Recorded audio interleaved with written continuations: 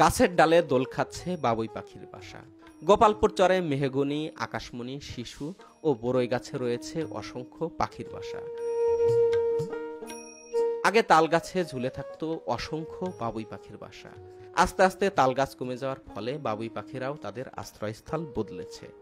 বাবুই পাখিদের জায়গা ধ্বংস হয়ে যাওয়ার কারণে তারা নারকেল, কদম ও খেজুর গাছেও বাসা বাঁধছে এখন।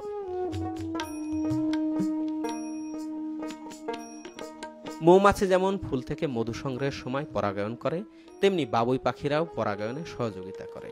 পাশাপাশি বাবুই পাখিরা ফসলের জমিতে থাকা নানা ধরনের ক্ষতিকর পোকামাকড় খেয়ে আমাদের ফসলকে সুরক্ষা দেয়।